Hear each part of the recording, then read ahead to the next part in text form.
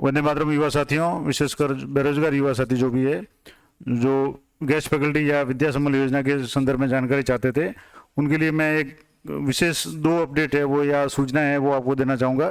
कि जैसा कि आप यहाँ इसमें देख पा रहे हैं, एक तो ये है कि राजस्थान सरकार सामाजिक न्याय और अधिकारिता विभाग की तरफ से एक जो आदेश निकला था 25/7 को, जिसमें कुछ संशोधन किए गए थे। पूर्व में जो आदेश निकला था 20/7 और 26/11 वाला, उसके अंतर्गत जो भी संशोधन थे वो दिए गए थे कि जैसे विभाग द्वारा, यानी कि जो सामाजिक न्याय अधिकारिता विभाग द्वारा जो छात्रावास, राजकीय छात्रावास चल रहे हैं, उनमें 9 से 12 तक के लिए जो गेस्ट फैकल्टी के लिए जो योजना या आदेश जो जारी किए थे, उनके संदर्भ में था कि एक तो ये है कि पहले जो था कि गेस्ट फैकल्टी के लिए विषय विशेषज्ञों को, अनुभवी व्यक्तियों को सेवाएं 1 दिसंबर से प्रारंभ की जाएगी।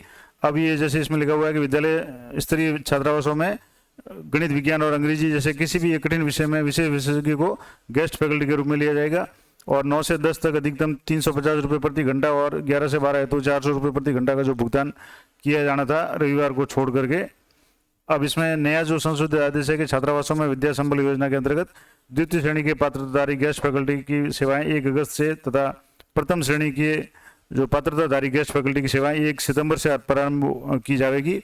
और शैक्षणिक सत्र में द्वितीय श्रेणी पात्रताधारी की सेवाएं अधिकतम 8 माह के लिए और प्रथम श्रेणी की पात्रताधारी की सेवाएं अधिकतम 7 माह के लिए रखी जाएगी। और पारिश्रमिक का भुगतान 75,000 रुपये प्रति छात्रावास प्रति शैक्षणिक सत्र से अधिक नहीं होगा।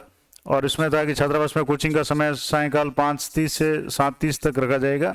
छात्रावास में गेस्ट फैकल्टी का समय जो अब संशोधित आदेश उसमें है कि 6 बजे से लेकर के 7 बजे तक रखा जाएगा। और विषयवार गेस्ट फैकल्टी न रखकर प्रत्येक छात्रावास में 1 गेस्ट फैकल्टी रखी जाएगी। और गेस्ट फैकल्टी द्वारा सभी कक्षाओं के छात्र छात्राओं को गृह कार्य कराने में सहयोग किया जाएगा। और प्रत्येक छात्र छात्रा की प्रकृति और आचरण रिपोर्ट का संधारण किया जाकर छात्रावास अधीक्षक को साप्ताहिक प्रस्तुत किया जाएगा। और राजकीय बालिका छात्रावासों में गेस्ट फैकल्टी के चयन में वरीयता महिला आवेदक को दी जाएगी। ये जो संशोधित आदेश थे ये निकाले गए थे 25 जुलाई को। अब इसके तहत 1 सितंबर से जो प्रथम श्रेणी के शिक्षण कार्य की जो है वो शुरू हो जाएंगे। एक तो ये अपडेट थी। इसके अलावा जो सरकारी विद्यालयों में इसके संबंध में जो भी था कि विद्यालयों में जहाँ भी रिक्त पद है वहाँ पर क्या होगा, तो उस संबंध में अभी तक निदेशालय बीकानेर की तरफ से कोई विशेष आदेश नहीं आया है। और जो भी युवा साथी इसका इंतजार कर रहे हैं उनके लिए मैं बता रहा हूँ कि आप किसी भी भ्रम में नहीं रहें। अभी तक निदेशालय बीकानेर की तरफ से राज्य के समस्त जो राजकीय विद्यालय है उनमें गेस्ट फैकल्टी के रूप में पढ़ने के लिए कोई भी अपडेट नहीं है, कोई आदेश अभी तक जो लेटेस्ट आदेश जारी नहीं हुआ है। हालांकि ये बात अलग है कि कुछ संस्थानों ने अपने स्तर पे आदेश निकाले हैं। एक ऐसा ही आदेश मैं आपको यहाँ बताना चाह रहा हूँ, जो आप देखेंगे तो वो आदेश है वो सिर्फ संस्था विशेष का है, पूरे राजस्थान में वो लागू नहीं है। अब वो क्या आदेश है वो मैं आपको दिखाता हूँ। तो जैसा कि आप स्क्रीन पे देख पा रहे हैं, ये विद्या संबल योजना के तहत आवेदन 30 अगस्त तक होंगे। अब जैसे ये न्यूज़ बाड़मेर की है कि राजकीय अल्पसंख्यक बालिका आवासीय विद्यालय अभेका पार रामसर, ये विद्यालय का नाम है अभेका पार रामसर, उसमें कक्षा 6 से 8 तक महिलाओं यानी उच्च प्राथमिक स्तर के लिए विद्या संबल योजना के तहत गेस्ट फैकल्टी के रूप में निजी अभ्यर्थी या सेवानिवृत्त विषय अध्यापकों से 30 अगस्त को शाम 6 बजे तक आवेदन मांगे गए हैं। और जिला अल्पसंख्यक अधिकारी अमीन खान ने बताया कि प्रधानाध्यापक के 1 पद तथा विषयाध्यापक में अंग्रेजी, हिंदी, विज्ञान, गणित, सामाजिक विज्ञान के 1 पद के लिए तथा उर्दू और संस्कृत के 1 पद के लिए आवेदन पत्र आमंत्रित किए गए हैं। उन्होंने बताया कि प्रत्येक रिक्त पद के लिए यथासंभव 3 अभ्यर्थियों का पैनल तैयार किया जाएगा और योग्य अभ्यर्थियों का चयन निर्धारित न्यूनतम शैक्षणिक परीक्षा यथा यानी 10वीं जैसे माध्यमिक, उच्च माध्यमिक, स्नातक और बीएड में प्राप्त प्राप्तांकों के आधार पर वरीयता सूची के आधार पर किया जाएगा। यानी 10वीं 12वीं ग्रेजुएशन और बीएड के नंबर जोड़ करके मेरिट बनाई जाएगी।